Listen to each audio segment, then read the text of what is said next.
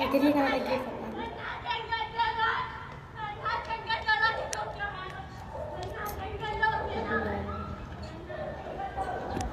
ايش مشكلة؟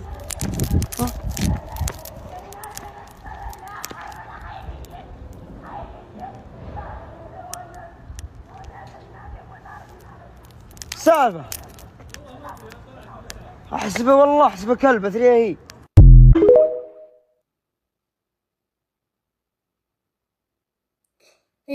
Egaa viidiyoo kana dhageessaniittu kuni sababii maalirraan kan ka'edha. Ijoolleen keenya yeroo tokko tokko kan akkas ta'anii cinqatii baay'isuurraan kan ka'e gaafa cinqatii humna ofiitii walitti gaafa cannaqamanii sadarkaa kanaan saaxilamu haga bakkaa dhaqanii saayikoon isaanii miidhamee bakkee keessa bahanii iyyuurra gahu jechuudha. Kuni of amansiisuu dadhabuurraan kan ka'e cinqatii baay'inarraan kan ka'e jechuudha. Dhugaa dubbachuuf baay'ee garaa nama nyaatti, baay'ee nama gaddisiisti. Waaqayyo inni madaa nama baasee carraa akkasii namaaf hin kennin dhugaa dubbachuudhaaf waaqayyumaan kadhachuudha lafa jiranitti inni guddaanii. Saayikooshii baay'ee miidhameera argitanii hinnaatee jettee yaarte jechuudha. Haati koo Itoophiyaatti qalamuufi jecha yaarte hedduu garaa nama nyaata dhugaa dubbachuuf hedduu jechuudha. I don't know garuu sababii maaliif akkas jechaartu hin beekamu. Yaa haalli biyya keenya sirrii waan hin taaneef yookaan rakkoo tokko maatii biraa dhageessee ta'a. Yookaan immoo asuma keessatti dhiphina maatiirraan kan ka'e cinqii maatiirraan kan ka'e akkas taateeti ta'a. I don't know garuu hedduu garaa na nyaatte anaan dhugaa waaqayyo isiniin jedha. Baay'ee tokko garaa na nyaatte sababni isaayyuu nuti gola ormaa kana keessatti gaafa nu dhukkubee isa kam miti. Gaafa qufaan nu qabeeyyuu osoo hin ciifna jennee saayii tokkoyyuu namni nu ciibsu hin jiru. Deebi'ee immoo iddootti ciiftutti namni bishaan burcuqqoo tokko sitti kennu hin jiru jechuudha. Kanaaf waaqayyo dhugaa rabbii isiniin jedha yoo waaqumti nama jaalate biyya kana keessatti dhukkuba of miti xalaata ofiiyyuu nama agarsiisi. Dhukkuba xalaata ofiiyyuu hin agarsiisi waaqayyo. Sababni isaayyuu biyya kana keessatti hedduu ulfaata dhukkubsachuu jechuudha. Dhugaa rabbii hamma dubbataniitiin olitti jechuudha. Maaliif jennaani? I think dhukkubsachuun hanuma jiru kaleessa hin gaddayyuu inuma dhukkubsata baanii garuu namni tokko dhukkubsatee bakka dhukkubsatee ciisu sunitti yaaliin argatu yoo ta'e dhukkubni isaa ooverii ta'a isinii galee. Amma fakkeenya akka dhukkubee fakkeenya amma gaafuma qufaan nu qabee yeroo ciifne xiqqoo qalaluutti jedha malee amma qufaan nu qabee ittiin hojii hojjechaa ittiin aduu keessa deddeemaa ittiin balfa garagaraa funaanaa waan bakka qoshaashaa garagaraa kana ittiin hojjenna yoo ta'e ittuu ooverii nu dhukkuba malee wanti inni nurraa qannasu hin jiru jechuudha. Kanaaf dhugaa waaqa hedduu baay'ee garaa na nyaatte jechuudha. Baay'ee jennaani maaliif jennaani biyya kana keessatti akkuma sila isin jedhe waaqayyo nama dhukkubsiisu hin ulfaata. Amma qobaashii fiigaa jirti. Amma yookaan jarri ishiin bira jirtu kun mana jiraachuu danda'u yookiin mana jiraachuu dhiisuu danda'u. Osoo mana jiraatanillee fiiganii hin qabaniin isinii galee maaliif isaanii wanta akkasii kana hedduu sodaatu garuu jechuudha dhugaa rabbi isinii jedha. Ofii isaaniiyyuu jinniidha immoo hin sodaatu. Ofii isaaniitu yoo ganuu isaan jinniidha. Garuu waan akkasii kana hin sodaatuuni isinii galee. Kanaaf amma mucawwan kun akka kanatti gaafa bakkee keessa baatee akka kanatti fiigdee iyyitu kun ooverii taatee jirti jechuudha. Ooverii jechuudha. Hedduu baay'ee garaa nama nyaatti. Nagaa kolleen dagannee ashamaa harka fuune akkam jirtu hordoftoota siifan gindoo bakka jirtanitti nageenyi faraarri waaqayyoo isiniif haa baay'atu isiniin jechuun jaalladha. Egaa warri mana kanaaf haaraa taatan yoo viidiyoon keenya isin tole laayik gochuun jammara akkasuma maatii keenya ta'a sabiskiraayib gochuun jajjabeessaa isiniin jechuun jaalladha. Kan oromii koomentii danuuf kenna. Egaa dhugaa dubbachuudhaaf baay'ee tokko garaa na nyaattee micattiin kun sababni isaayyuu namni gola ormaa keessa jiraatu. Nuti waliif hin taanu yoo ta'e hunumatu waliif asana malee namni nuuf asanu hin jiru ayitee. Amma namoota kaan biratti bicoo kun samma dhukkubsattee akkas taate kana waa'ee meeqatti hiikama yoon waa meeqatti hiikama garuu miti akkasuma miti. Biyya kana keessatti kan beekutu beeka malee dhugaa rabbii isiniin jedhaan osuma nyaattu osuma dhugdu otumti homaa sittiin irratiin si cannaqa lafaa ka'e. Yeroo tokko lafumaa ka'eetu yeroo kamatti isin jedhee si cannaqu jira jechuudha. Kanaaf ijoolleen keenya warri biyya kana dhuftanii borullee har'allee waan isinitti himuu qabu warri haaraa dhuftan of amansiisaa. Maaltu jira mana eenyuun naqaa jedhaa of amansiisaa.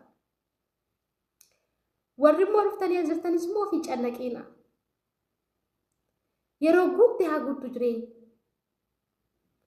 wanti isinii galuu qabu cannaqamee jechuudha dhugaa arbisni jedha cannaqamee wanti dhufu tokko illee hin jiru garuu inni guddaan ati wanta hojjechuu irratti waaqayyoon galateeffachuudha wanta hojjechuuf fuulduratti karoora qabdu irratti immoo waaqayyoon kadhachuudha isinii galee waaqayyoon kadhachuudha kan darbeef immoo waaqayyoon galateeffachuudha bakka malee amma hedduun keenya waggaa 5 hojjennee waggaa 4 hojjennee waggaa 6 7 hojjennee maal jedheen harka duwwaa maalitti galaa harki koo duwwaadha maatii koo fomaan goonee ofii koo maan godhannee jennee cannaqamna waggoota hedduu cannaqamna cinqii sun keessa dabarree immoo booda maal taana bakka aga sammuun keenya kana ta'uu gubbaa geenya wanti nu galuu qabu ani yoon jiraadhe wanti hundumtuu akkana dura na booda dhufu beekaa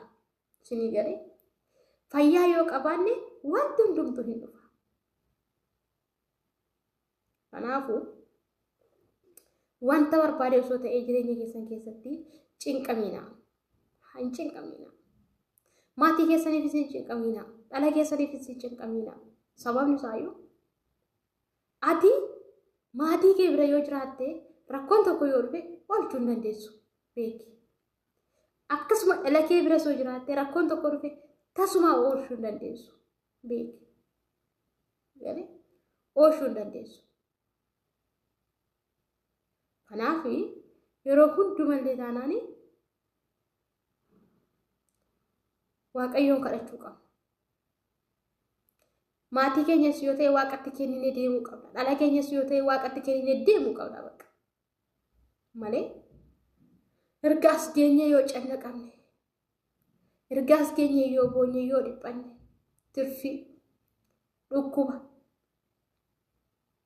dhukkuba bara baraa kan namni nu beeku kan boru dhalli keenya ittiin nu faana rakkatu kan boru ittiin maatiin keenya nu faana rakkatu kanan nu saaxila kanaaf cinqeen hin barbaachisu hin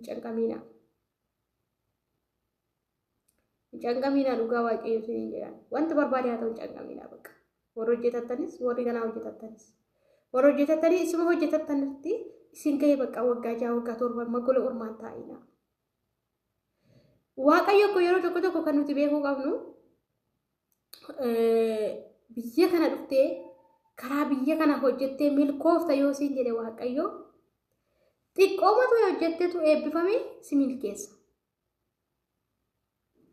garuu immoo biyya kana dhuftee milkooftu yoo ta'e amma mee warri waggaa 10 waggaa 15 waggaa 12 taa'anii galan harka duwwaa galanii gaafa galanii immoo miidiyaa irratti bahanii boohan kun nyaatanii miti uffatanii miti sii galee garuu lafa kana dhufuu isaaniitu akeeka waaqayyooti malee dafqa hojjetan suniin akka isaan milkaan akeeka waaqayyoo miti sii galee akeeka waaqayyoo miti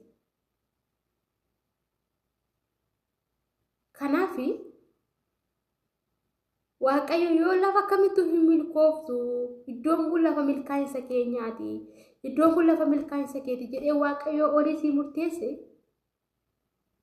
wanta feete amma mee garuu gasaati amma kana wanti leestiroo caala gatii qabu hin jiru garuu duratti amma leestiroo namni tuffataani leestiroo nama hojjetee namni fooqii kan ijaaru abbaa makiinaa meeqaa kan ta'e jiru waan isin ajaa'ibachuudha namni tokko biyya keenya irraa dhugaa waaqa jiraataa isin jiraanii xiqqoo qaamni isaa kun sirrii miti lukti isaa kun leestiroo waggaa 4 hojjete barandaan marati isin jedhee waggaa 4 hojjete saniin boodatti waggaa 5 irratti bajaajii bitate inni isin leestiroo tarakuu hinum hojjete hinodhe hintaraga hinum hojjete caammaan sopha akkasuma immoo caammaa maciccitaa kan ijoollee funaashisee lukasaa duubaatti meeshaa isaa gashatee gommaa minamina itti hodha dhaqee hin guddate elaasinii galee dhaqee guddate amma namichi suni na amana makiinaa jechuudha makiinaa sinotiraakisa jedhasa biyya keenya isa dhagaafe 4 qaba makiinaa manaa malee makiinaa isuusii malee mana inni magaalaa keenya keessatti ijaareen eenyutu ijaaree mataati maaliif kuni waaqayyootu eebbisee ni galee waaqayyumatu isuma tuffatamaa kaleessa amma gaafa namni caammaa argatu sidiitee si arrabsee maal jedhe seeraan tarki maal godhi jecha waan argaa wallu waan ta'eef hedduutu jira jechaan garuu waaqayyo seenaa isaa jijjiiree warra kaleessa makiina 2-3 qaban warra kaleessa nyaata gaarii uffata gaarii uffatan bootaa ciisicha gaarii qaban caala aansee waaqayyo harapaa makiinaa mee ara yoo namoonni gara makiinaa mee 15 minaa itti meesiki sirigale kanaaf waaqayyo nuuf eebbisa yoo ta'e wantuma hojjennee nuuf eebbifa baay'ees biyya namaaf teenyee miti of cannaqneefis miti sirigale cinqiini yookaan yaaddoo baay'isuuni jireenya keenya gara fuulduraatti eenyummaa keenya irratti baay'ee hamma dubbatamuun olitti miidhaa guddaa qaba. Hamma dubbatamuun olitti miidhaa guddaa qaba. Kanaaf filiis obboloota waan hunduma dursaa ofii keessaniin dursaa waan hunduma dursa ofii keessaniin dursaa ofii keessaniif bakka laadhaa cinqiin isaa yaaddoon isaa hin barbaachisu maaliif jennaan namichi kaleessa mucaan kun waggaa 2-3 hojjechuu dandeessa jedhu namichi kaleessa ishiin gargaaraa turte maatii ishis ta'e haadha ishis abbaa ishis ta'e mucaan kun baraa kanaa waleetteetti boru namni akka garaa ishii sunitti ishii gargaaru hin jiru osuma gargaaranii yeroodhaaf gargaaru yoo waaqayyo haalaa fi rakkina ishiin jirtu kana keessaa ishii baase ishii baate yoomuu wanti kun akkuma kanatti cimaa yoo ta'e garuu guyyaa tokko gatanii biraa deemu. Kanaaf waan hunduma keessatti waaqayyoon kadhachaa cinqii dhisnee kan arganne irratti waaqayyoon waammachaa jireenya isa keenya boruu irratti kadhachaa isa har'aatiif immoo galateeffachaa